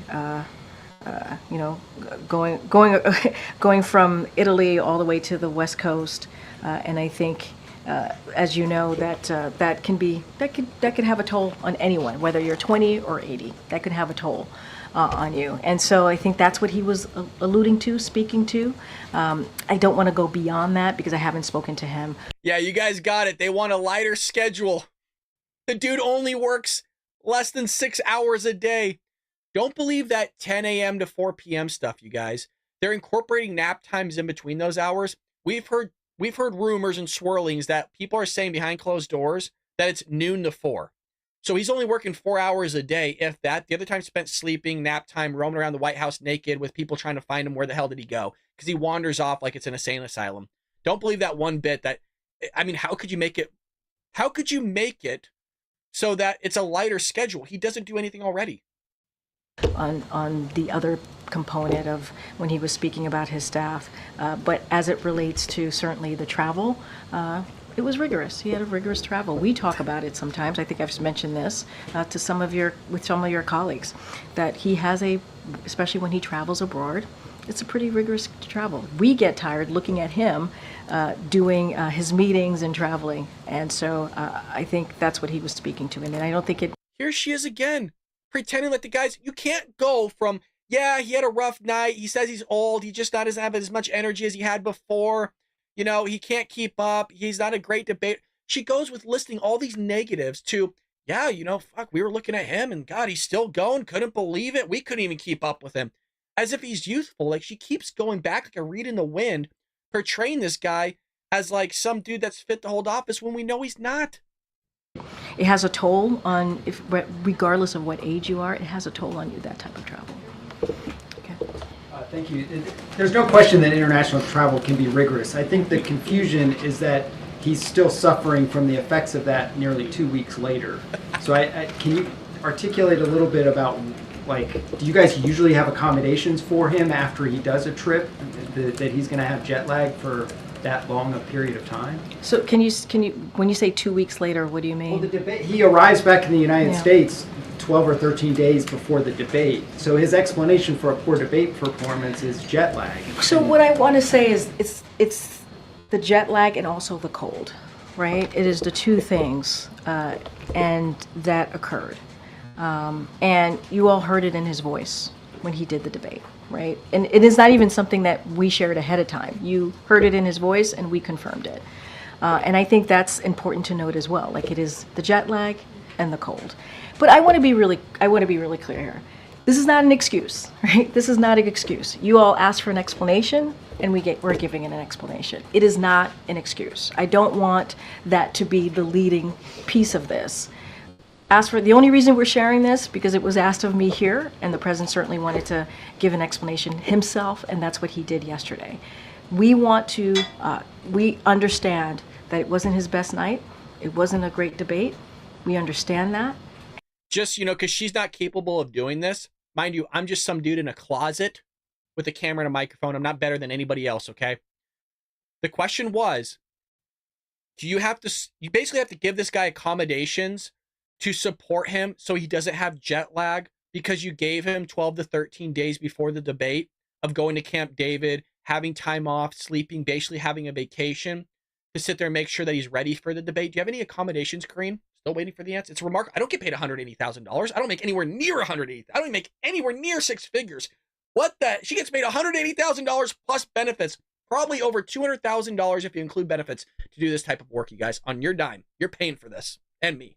And we understand what supporters saw, what the American people saw, and what you all saw. And so we wanted to give an explanation. So I don't want to get into this, are you giving this excuse, not an excuse? We're giving you what our explanation was. We want to continue to make sure that we do everything that we can to deliver for the American people. That's what we're going to continue to do. I also wanted to ask just about the schedule again. Yeah. Because a lot of high-level Democrats, I think, were concerned with the debate performance, but they've also been almost just as or more concerned about the response since then, that he hasn't done more. He spoke for 4 minutes in public on Monday evening on the Supreme Court decision, and he spoke for about 10 minutes in public yesterday with the emergency weather situation. And he's going to speak today. He's going to go to Wisconsin. He's going to go to Pennsylvania. But it truly is an emergency situation. It's taking almost a week for him to sort of address it. When there's natural disasters, when there's other things happening, he wants to get in front of the camera. This is so awesome. He's correlating Joe Biden falling apart in front of the American people to a natural disaster. Oh, this is such a good question. This is so freaking good. Oh my God, my eyes are watering. This guy's correlating Joe Biden's just pure destruction in front of millions of people as a natural disaster. I love it. Cameras and speak to it. In this case, there seems to be multiple days. Matt, I would disagree with you. He did address it. He addressed it on Friday in North Carolina in front of hundreds of supporters. So good. He addressed it. And he talked about an issue that you all ask me about all the time, his age. Like, he took it head on, literally head on. He didn't run away from it. He didn't hide from it. He said, I am not a young man, obviously. I'm not as a good debater as I used to be. I don't talk as smooth. I don't walk as easily as I used to. He said it himself to hundreds of supporters in North Carolina. So I would disagree that he didn't take this head on. He did. He did. He talked about it in front of supporters. He's had one instance with that, and he's called 6 people. But by the way, that matters, right? Engaging with the American people and standing in front of them and being honest about that. And talking about age. Again, something that you all ask me about all the time. He took that right on. Now, he is talking and engaging with leaders. That is something that he's doing. So just a question to all the patriots here. We got hundreds of people watching across all platforms.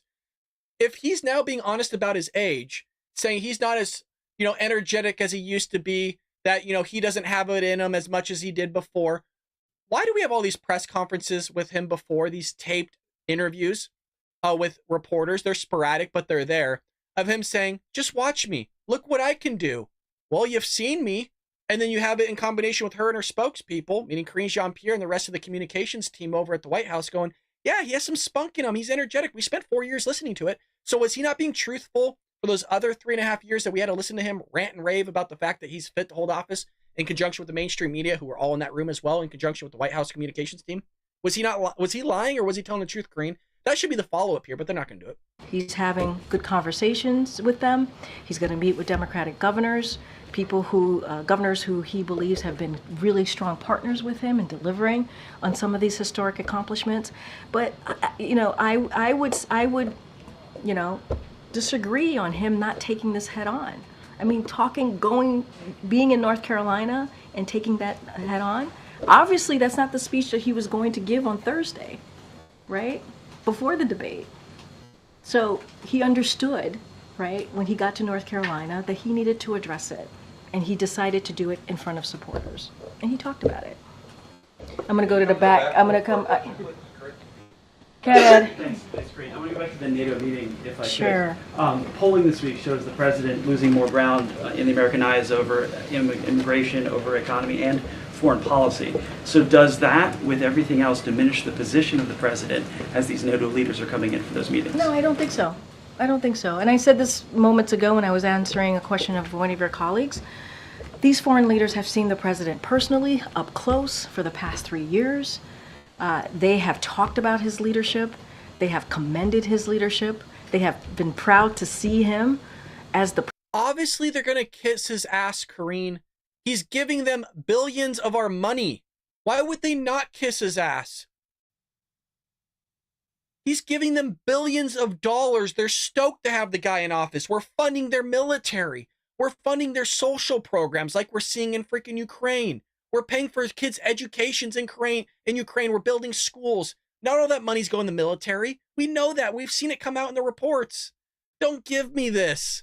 They love the guy because he's giving them all our money. It's not going to us. It's not going to our veterans. It's not going to our infrastructure. No. It's going to everybody else other than actual Americans. President of the United States, after what they experienced in the last administration, some of them have been even quoted about what the president has been able to do during his past 3 years. German Chancellor Scholz, I think that Joe Biden is someone who is very clear, who knows exactly what he is doing, and who is one of the most experienced politicians in the world, especially when it comes to international politics.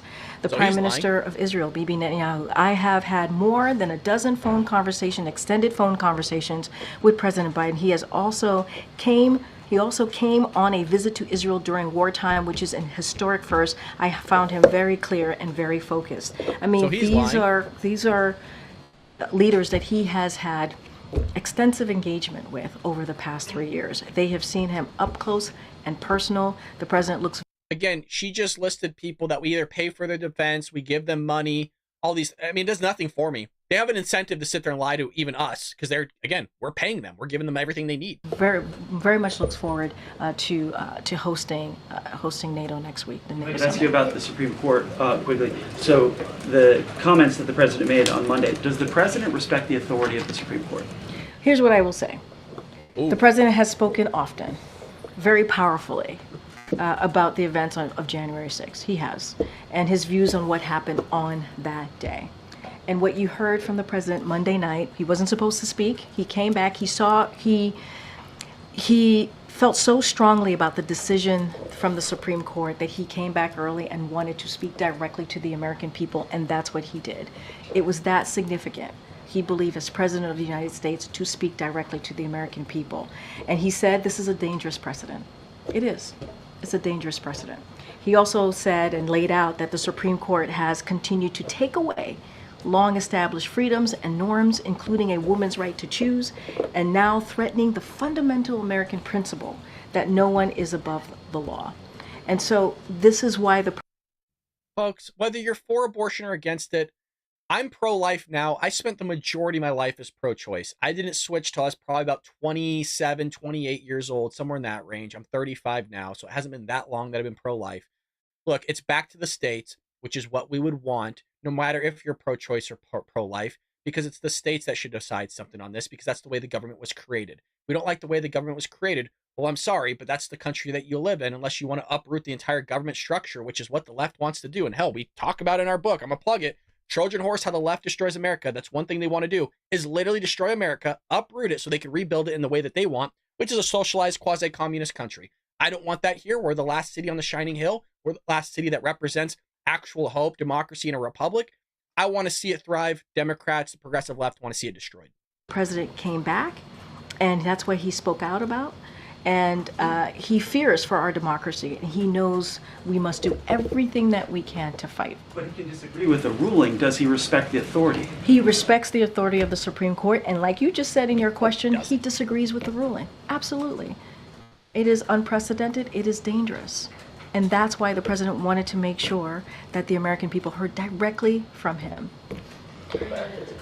Go ahead, Raquel. Thank you, Karine. I want to do a follow-up about the lines that you were just reading on foreign leaders, because it seems like this perception has changed after the debate. You mean the quotes that I was laying out for all of you from Chancellor and the Prime Because Minister? talking to diplomats here in D.C., they're telling me that the word... Diplomats or leaders of countries? Diplomats who work for these leaders. Okay. No, I know. I just wanted to make sure.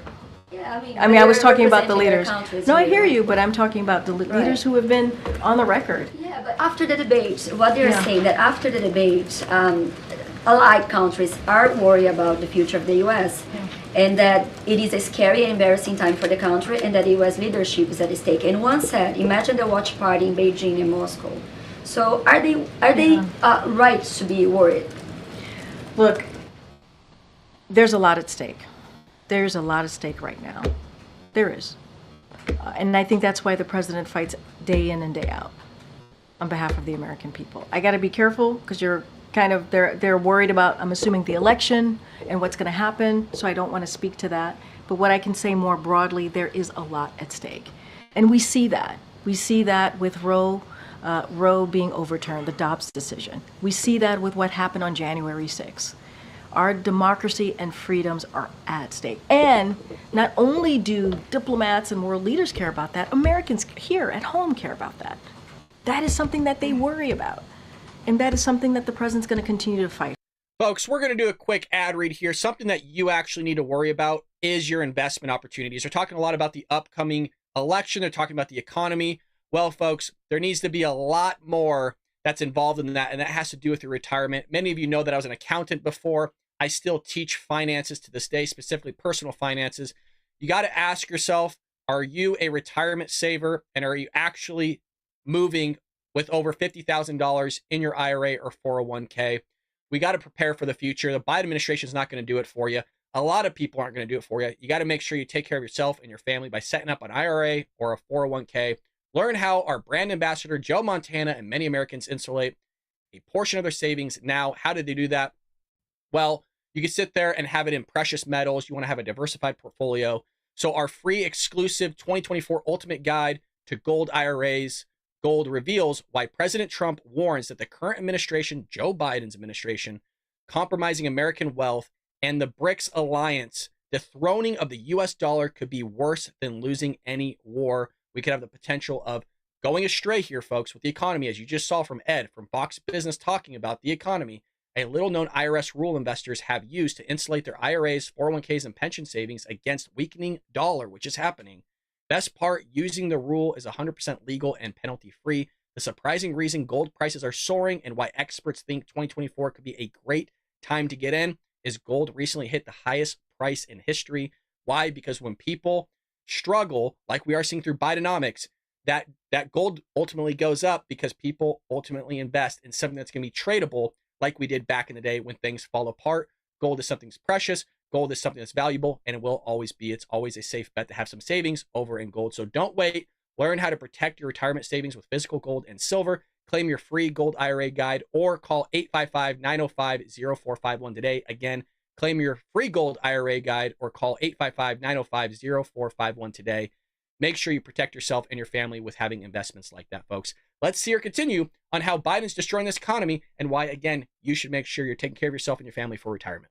Going to be careful. I can't, get into hypotheticals, what will happen. There's obviously an election going on, but there is indeed a lot of stake, and we talk about this all the time. Democracy, freedoms, a woman's right to choose. That is important. That is important to fight for. And what Republicans are trying to do, extreme Republicans in Congress are trying to do, put 3 national bans on abortion. That's what the type of legislation that they want to push forward. So we disagree with that. We're going to stand with the majority of Americans. Go ahead, Paris. Thank you, Corinne. 2 questions. One is on NATO. So on next week's summit, does President schedule any important ballots with the bilaterals with the leaders, especially including Turkish President Erdogan? And second question is, we know China have been causing a lot of conflicts in South China Sea, Taiwan Strait, and East Sea. Yesterday, we saw Chinese Coast Guard ship harass Japanese ship near Senkaku Islands. Also detained a Taiwanese fish boat at Taiwan Strait. What is White House reaction to those comments? So on the fish boat, we're obviously closely monitoring the incident, so we're going to continue to do that. And as far as any bilateral meetings, I don't have anything to read out to you at this time. I believe NSC is going to do a call on Friday to talk through what next week is going to look like with the NATO summit being here in DC. So I would say, stay tuned, look out for that.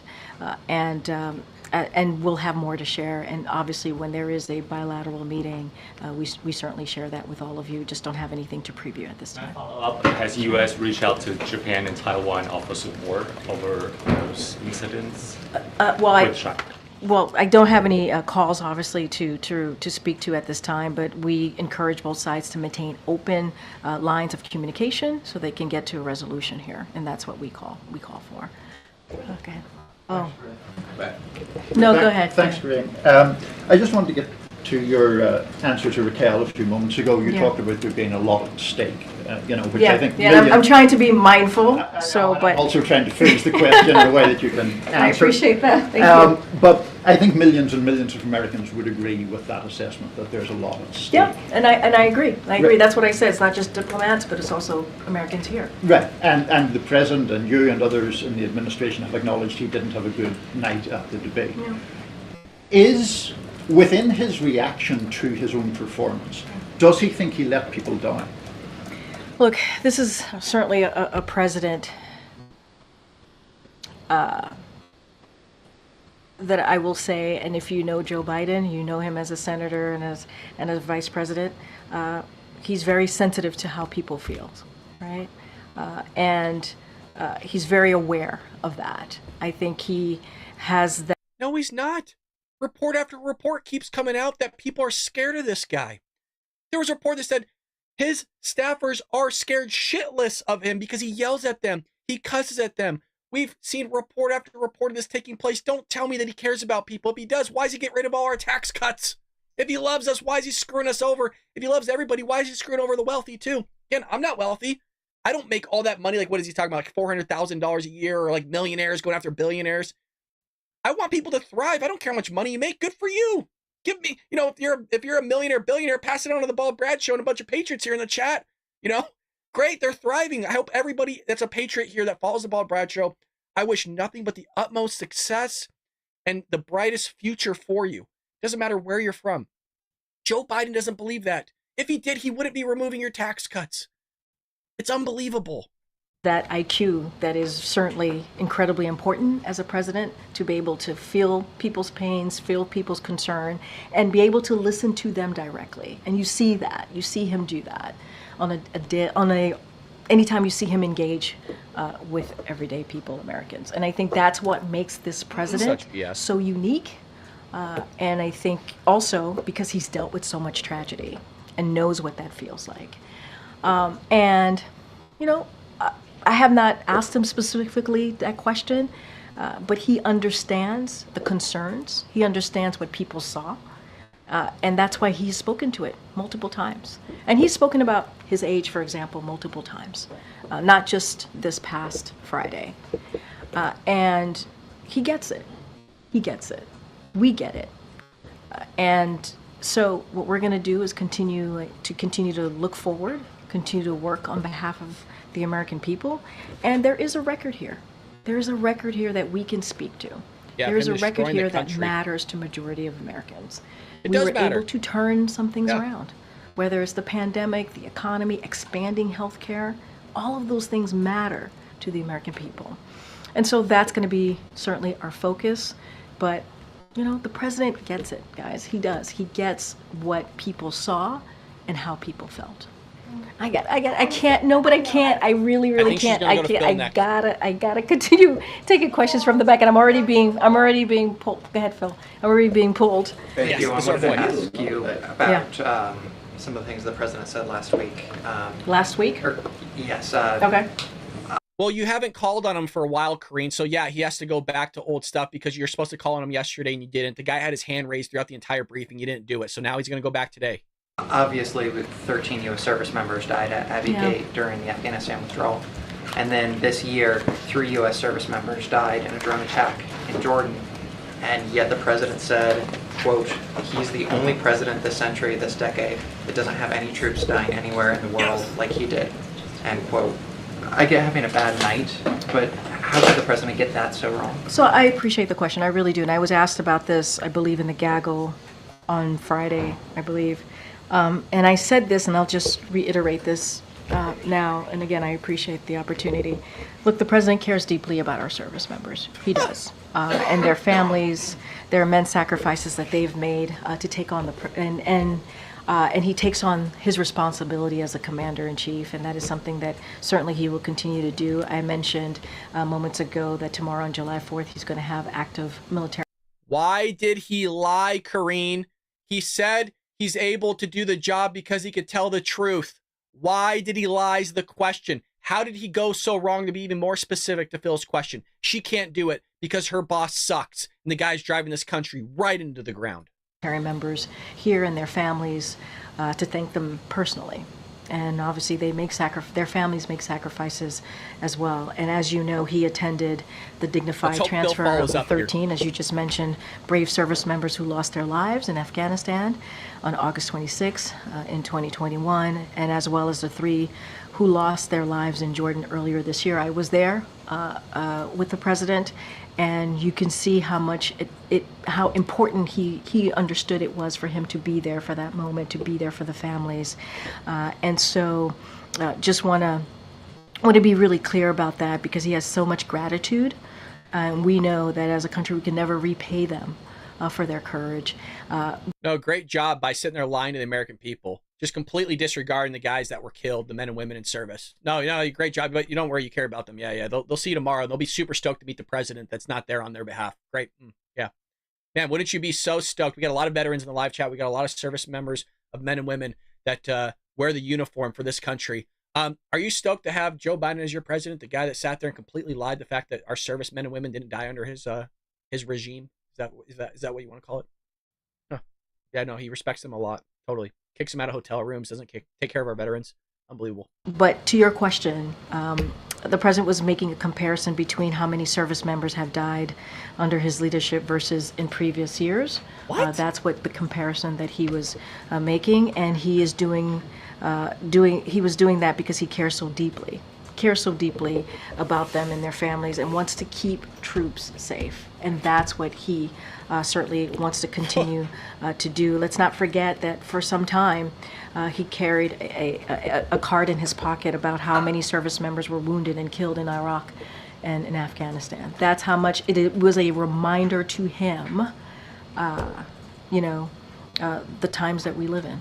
I mean, this president said this century, this decade, but setting that aside, maybe on a different front here, what was the president trying to say when he said that he beat Medicare? He meant to say he beat Big Pharma. I mean, that's what he meant to say. And then finally, you have more interaction with the president than most folks. You know him better than most anyone else. Can you say, do you believe that the president is as sharp today as he was when he took this job? Have you seen any slowdowns? What I can say is this is a president who is strong and resolute in delivering for the American people. That's what I see. I see a president, when I'm sitting in front of him, going through the day or talking about what he's doing next. He is someone that engages with us. He wants to know. He pushes us. He prods us, wanting to figure out like the bigger picture of whatever we're trying to explain to him, or even granular details. So he's as sharp as ever. He is as sharp as ever, as I have known him to be. Oh my God! Oh my God! She said it. She said it. He's the sharpest than ever. That's why we do it live. That's why we do it live with the Patriots in the chat for stuff like this. This was the moment of the entire briefing. This is the moment that's going to be clipped. that she said the president is sharper than ever after that debate. This is why we cover this live. This is why Philip Wegman is the gladiator, baby. This is why we called him out at the beginning. This is why we said we need Jackie Heinrich or Peter Doocy, one or the other, and we need Philip Wegman in that room, because that's the guy that speaks on behalf of the American people. That's Philip Wegman of Real Clear Politics. That's our boy here. He's the gladiator, folks. That's why he does it. Phil's there today, baby. Showing up. Hell yeah. In my engagement and my experience with him. And I know when I walk into the Oval Office or see him on Air Force One, I have to be on top of my game. I do. That was it. I mean, and that's just kind of my engagement with him and how it's been for the past couple of years. I know I have to wrap it up. Bro, she just said he was sharp. Go ahead, Emily. Thanks, Craig. Wow. I just wanted to ask, how is the president's health today? Does he still have his cold, or is he feeling better? And then to clarify on the medical exam, because you said he hasn't had one since his last physical, he was on the way to the debate. The doctor was with him. He had a cold. He's 81. Does he not get checked out by the doctor? I'm just Well, I curious can how tell that you works. he did not get checked out by the doctor. It's a cold, guys. It's a cold. And I know that it affects everyone. Wait, is that true, though? Because they said that they gave him a COVID test and he doesn't have COVID. So if he didn't get checked out by the doctor, who gave him the COVID test? And shouldn't it be the doctor that actually certifies the fact that that test is false or not when you're dealing with the president of the United States? So is this a lie here? Is she blatantly lying? Because, again, we were told that he doesn't have COVID. They were clear as day about it. They had to reaffirm that because he wasn't wearing a mask. He was next to Donald Trump. He was meeting people. Remember, this is a big deal for the Democrat Party. So interesting. This might be a lie. Might full-fledged be a lie. Everybody differently. We have all had colds. And so, no, he was not checked by the doctor. What was your other question? How is his health today? Does he still have the Well, cold? I saw him today. My team and I saw him today. He looked great. And he was with the vice president. They both look great. I know I was asked yesterday if he still had a cold. I think if he still has a lingering cold. But he is ready to go. He's ready to go.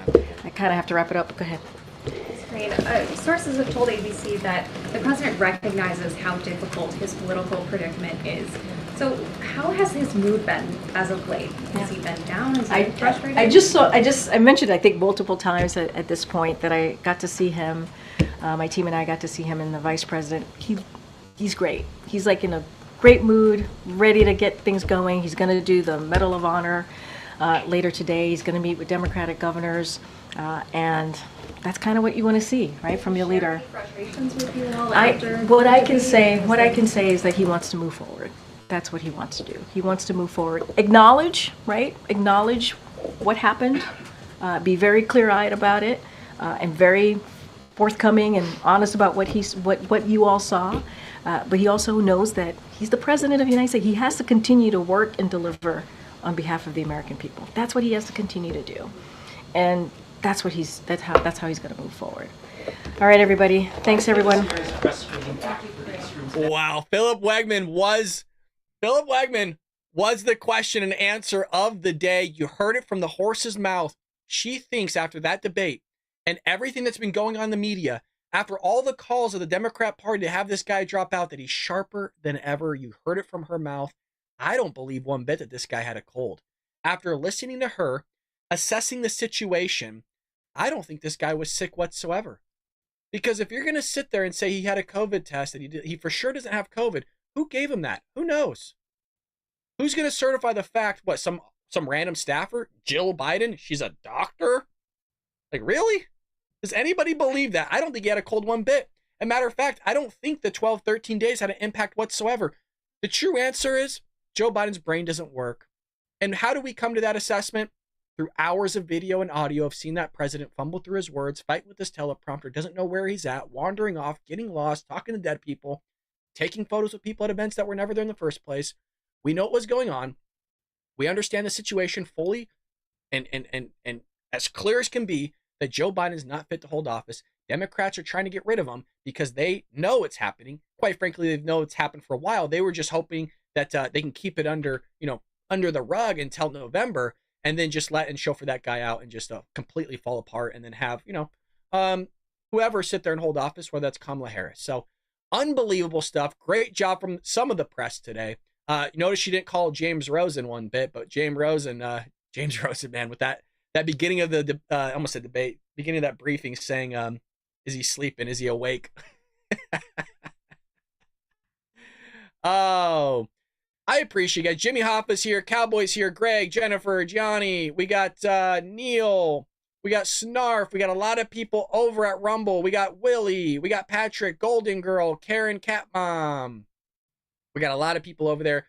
My Mizzy, I couldn't appreciate all the love we're getting from you guys over at Rumble. All the love we're getting over at YouTube. The channel is not listed or indicating you are live. I'm the tabs. I don't know why. I mean, we're live. We're seeing it right now. I'm talking to you guys I'm reading them real live. We're live. It shows that I'm live. I don't know. But it is what it is, man. It is what it is. We plug forward here. Couldn't be more than happy. Would love to hear what you guys have to think about or say about this press briefing. I read all your comments. I scroll through them. And again, if you're a member, I get to see your comments first, which is nice because we have like 15,000 comments a month. It's nice to be able to see your guys' stuff before. I watched the debate and I don't recall a single cough or sniffle. Thank you. Thank you. That is a great take. He must have been real sick. Well, it's kind of what Jackie Heinrich said of like, well, he went out to a Waffle House after, and then he seemed fine the next day. Like you said, there was a cough. I'll admit that. There actually was a cough early on in the debate, or he like brought up his hand and kind of coughed. But that's normal of him to do and kind of normal for everybody. But you would think like you would hear a sniffle, maybe a cough drop. But you know why they didn't give him a cough drop, right? It's because people are going to be wondering, is that a drug that's in his mouth that's ultimately going to give him an enhancer? And I don't think they gave him cold medicine if he did have a cough because it could offset the drugs. So we'll see, man. I just don't believe it. I really don't. If that's the case, like I mentioned, if he has a cold and they want to be the most transparent presidency ever, then have the doctor come up and certify the fact that he has a cold. I don't know how much I would believe it just because it's a doctor, but have him show the test. Say, yeah, this is what he had. This is how long it was been going on for. This is when we actually caught it. Here's the paperwork to show that we caught it when he was flying back from overseas. And I'm here to tell you that it's not COVID. Here's the results of the president. Here's his blood work. They're not going to do any of that, you guys. And there's a ton of reasons why they're not bringing out. I don't think a doctor can lie. I mean, I'm not a doctor. Jerry, aren't you? Is Jerry in the chat? I think Jerry is a doctor. I could be wrong. Or if there's any nurses in here, anybody in the medical field, can a doctor lie about a patient's medical history? Is there some sort of lawyers, patient-client privilege? I don't know. But I don't know if that's one of the reasons why they're not chauffeuring the guy out, because he can't lie on behalf of the American people or on behalf of the presidency to the American people. I don't know. But they're not willing to do it. And we know why they're not willing to do it. Because Joe Biden's gone. Joe Biden is not with us. That was a poorly worded comment. Brain fog. Oh, you must have left a comment. I'll look at it today. I usually sit on my phone and have a cup of coffee or something. I'm all out of coffee. I drank all of it. This is my second cup. It's a little that's not food, that's just dried coffee. Well, there you have it, folks. Again, if you're new with us over at Rumble, if you're on YouTube, guys, try to come over to Rumble, show them some love. We had over 1,200 people with us in Rumble this morning for our main show at 7 a.m. Pacific Standard Time. I mean, Rumble, we're killing it. Folks, to give you a comparison, YouTube, we have over 60,000 subscribers. YouTube doesn't show our videos. They shadow ban us. We get great patriots in there, about 50 to 80 a day. We had about 350 followers going in today's live stream, our main show. We had over 1,200. We had like 1,300 people watching it over at Rumble. Okay? Clearly people love the show. So clearly YouTube's been lying to us. YouTube's been doing some shady stuff, and Rumble's taking care of us. So you're damn right. That's where my loyalty is going, is over at Rumble. They're treating us right. If you need the Rumble link, it is Rumble. Let me just post it. I'm going to post a link for y'all. We got to post it. So I'm going to post it in the Rumble chat. I don't know why, because everybody's over at Rumble. And then I'm going to post it here. Follow over at Rumble.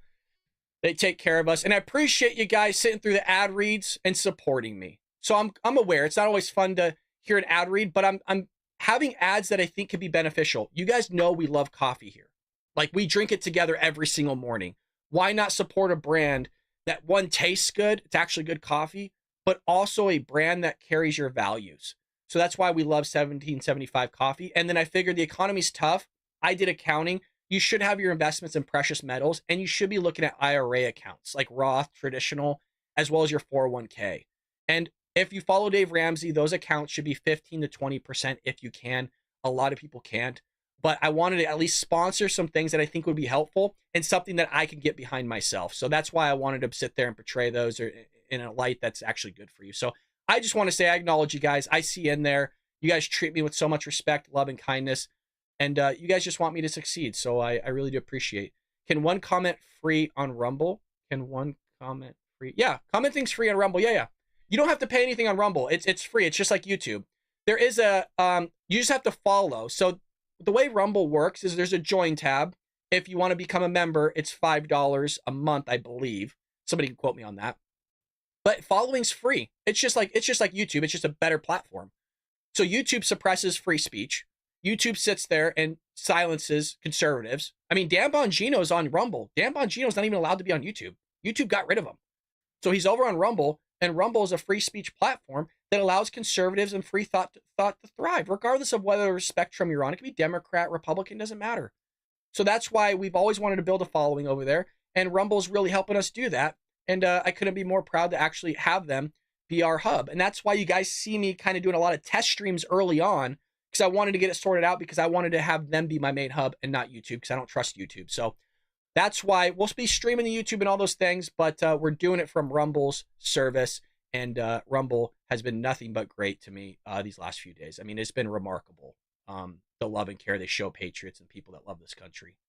So with that being said, folks, we will be back here tomorrow, 7 a.m. Pacific Standard Time. That will be going on for the next 4 weeks-ish, and then we're going to revert the show back in August to 6 a.m. Pacific Standard Time, all live for you. So with that being said, follow us over at Rumble. Hit that subscribe button over at YouTube. If you want to become a member, would really love your support. Again, my book is on sale for like less than $14 on Amazon. I can't control that, but I would get that right now because it does go up. Again, I don't control that. Amazon does. Would love your support. Trojan Horse, How the Left is Destroying America. Thank you so much for listening to all my plugs, folks. Love you to death. You're true American patriots. And folks, I will see you tomorrow morning here on The Will Brad Show.